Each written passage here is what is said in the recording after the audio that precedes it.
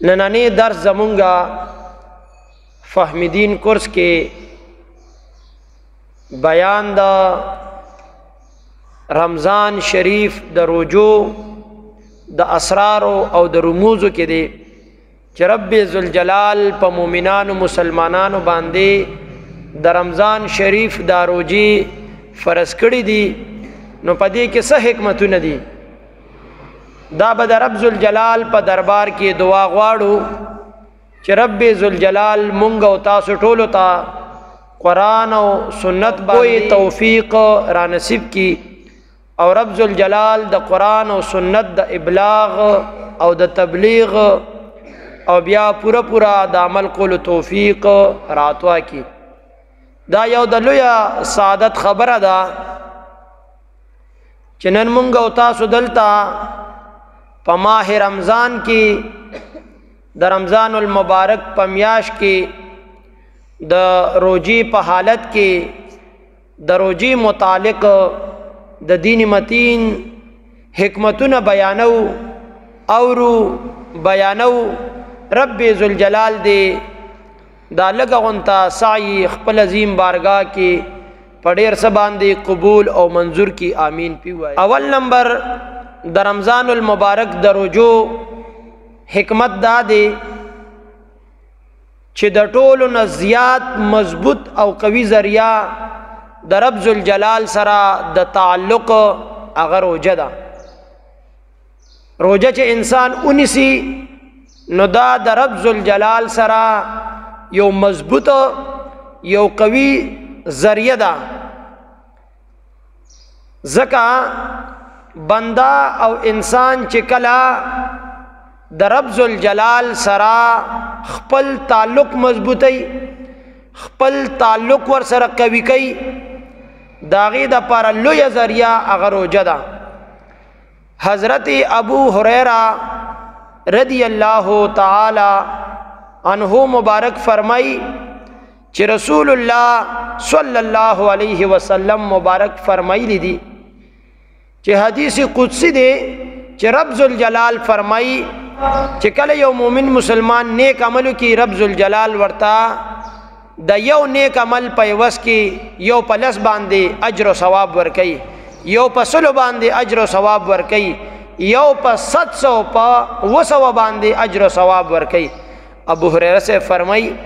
چی کلا نمبر دا روجی راغو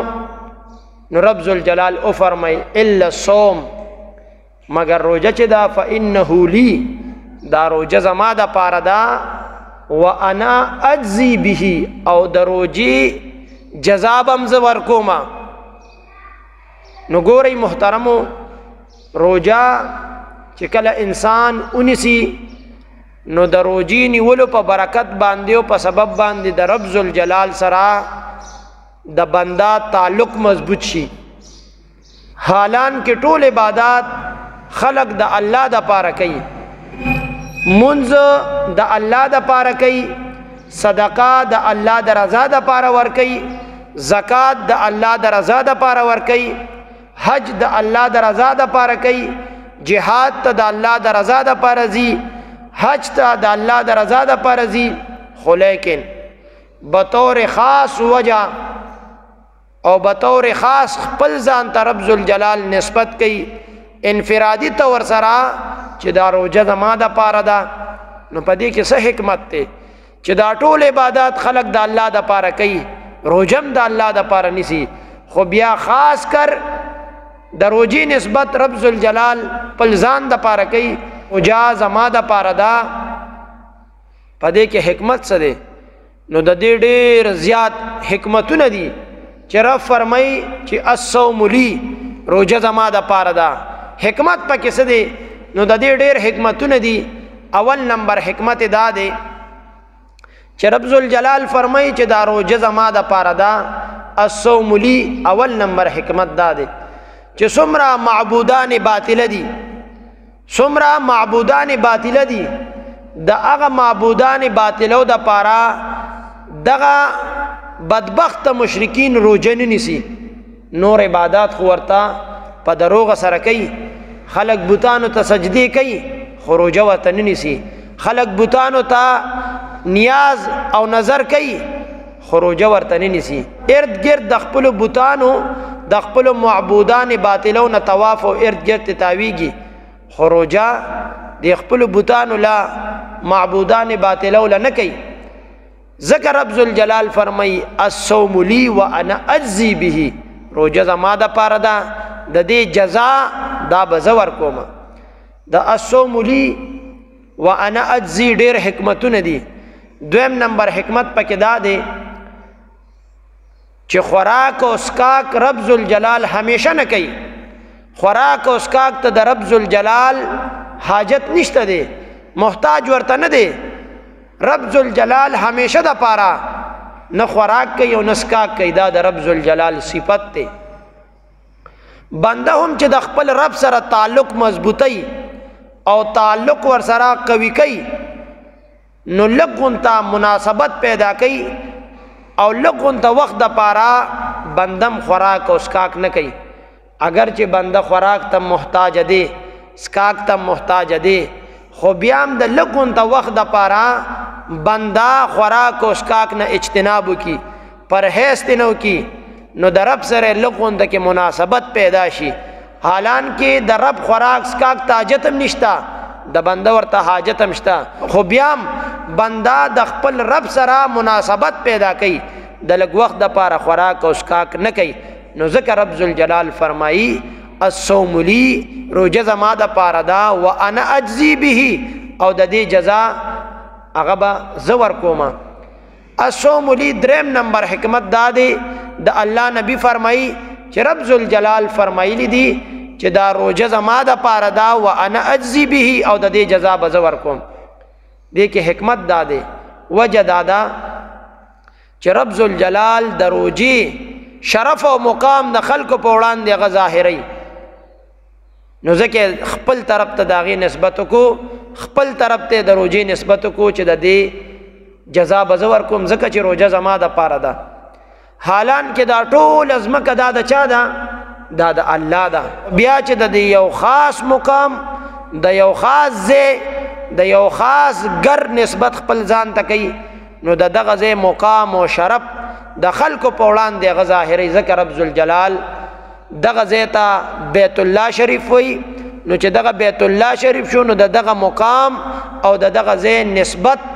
رب ذوالجلال ځان ته کو نو د دې دا مقام د خلکو په وړاندې ظاهري دغه رنګ دا روجم ده رب ذوالجلال فرمای الصوم لی روجه زما د پاره ده نو د دې دا مقام او شرف د خلکو په وړاندې ظاهري رب ذوالجلال فرمای وانا اجزی به د دې جزا دا به زه ورکوم دغه رنګه څلورم نمبر حکمت او وجه دا ده چې رب ذوالجلال فرمای الصوم لی روجه زما د پاره ده زه به د دې جزا ورکوم نو په دې کې حکمت دا دی په دې کې وجه دا ده چې دا روجه نیول چې دی دا یو بیریا عمل دی په دې کې ریاکاری نشته بس دا رب ته پته ده چې د دې انسان روجه ده او که نه ده په دې کې ریاکاری نه کېږي دا د ریاکارۍ نه پاک عمل دی او رب ذوالجلال ته په ټولو عملونو کې چې کم کار بیریا وي د ریاکارۍ نه پاک وي رب ذوالجلال ته دا ډېر زیات محبوب وي نو ځکه رب ذوالجلال فرمایي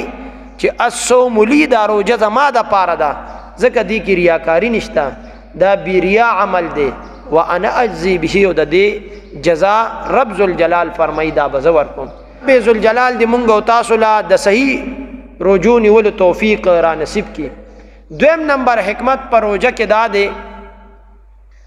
چې رب ذوالجلال نبی فرمایي صوموا تصحوا تاسو روجی نیسه رب ذوالجلال به د روجې په سبب باندې تاسو له څه درکوي صحت بدله درکوي نو په دې کې حکمت دا دی چې کم فقرا دي غربا دي مسکینان دي غریبانان خلق دي نو هغه خلکو سره خو ډېر زیات خوراک سکاک ني اکثر په لږې تندې تیریږي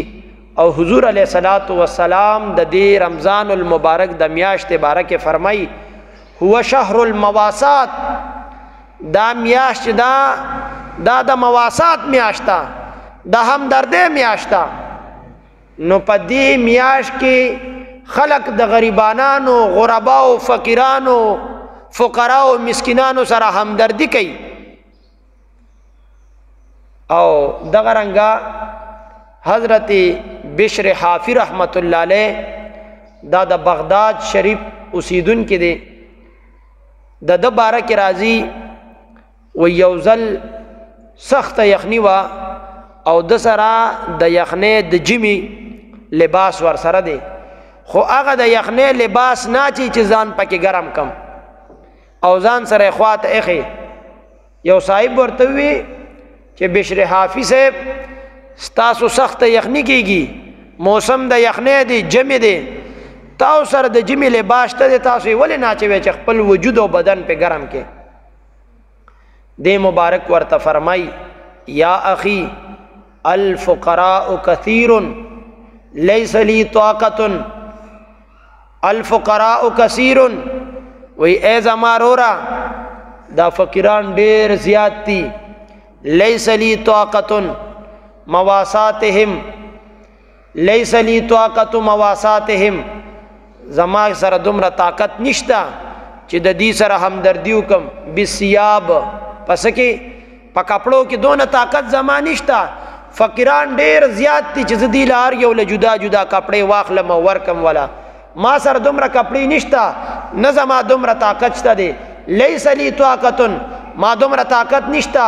مواسات هم چې دې سره همدردی وکم بسیاب په کپړو کې بس دې سره هم کپړې نشتا پدی باندې دا یخنی او دا جمع د کشان تیریږي ما سرم دومره کپړې نشته چې دی لزه سو کوم دی لزه د کپړو بندوبس کوم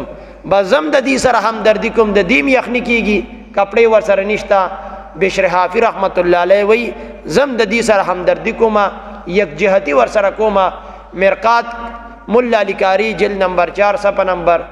339 باندې دا کول د بشر حافی دا را نقل کړی دی نو دا میاش د صدا دا د یک جهته ده د همدردی ده غریبانانو مسکینانو فقراء غرباء محتاج خلکو سره مونږ او تاسو له پکار دي چې همدردی کو یک جهتی ور سره کو ځکه حضور مبارک فرمای هو شهر المواسات دا د مواسات د همدردی او د یک جهته میاشته او بل حکمت پر رمضان المبارک کې دا دی چې رب ذوالجلال د رمضان المبارک دا روزه د دروازې په مؤمنانو مسلمانانو باندې سکا فرض کا د شپې ولنه فرض کوله نو که د شپې چرته دا روزه پر شوی وا نو پدې کې چې کوم حکمت ته غنه پوره کېدو د شپې خلق کاروبار نه کوي روزګار نه کوي بس که چرته دا روزه داسې و چې د ماخام د مون نه پس د نور د پریوتو نه پس روزه پر شوی وا خلق بود شوی سحر بعد انور راختو سره را پاسې دریو نو پدې کې هغه حکمت هغه پوره کېدو اپا کې نه پوره کېدو دروازه چې دا روزه په مؤمنانو مسلمانانو باندې فرض وا حکمت پکې دا دی چې دروازه خلق کارونه هم کوي او خپل روزګارونه هم کوي نورم پکې لګي ګرمیم کېږي خو د دې باوجود چې کله انسان کاروبار کوي روزګار کوي اوږي کېږي نو چې کله انسان ته لګو لګي او د رب ذوالجلال د طرف نه حکم دی چې تب خوراک او اسکاک نه کې تخپل نفسم دباوي خپل نفسم کنټرول کې د رب ذوالجلال حکم هم مانی نو هغه حکمت چې پروژه کې هغه حکمت څه شو پوره شو پکې کچرته روزه د شپې وا نو بیا دا حکمتونه نه پوره کېده خدا د رب ذوالجلال په مونږ او تاسو باندې سده شفقت ته چې کله مؤمن مسلمان بیمار وي رب ذوالجلال ورته اوس روزه منیسه چې کله مؤمن مسلمان په سفر باندې زی او هغه سفرم لري مزل وي هغه سفرم ډیر وي سفرم طویل وي 57 میل سفر باندې دیزي نو بیا رب ذوالجلال ورته فرمای چې اوس روزه منیسه بیا غیر رمضان کې د دې سوکا قضا او ګرځو 92 کیلومتر په سفر باندې چې انسان زی نو شریعت د اجازه ورکړي چې تاسو کته ته اختیار دی کرو جنې سي او کو روزه خوري بیا به د دې روزي سکه غیر رمضان کې قضا وروړي نو رب ذوالجلال دې مونږ او تاسو لا رمضان المبارک میاش کې د خپل روزو نیولو او د نیک عمل د ذکر اذکار او د تلاوت کولو توفیق را نصیب کی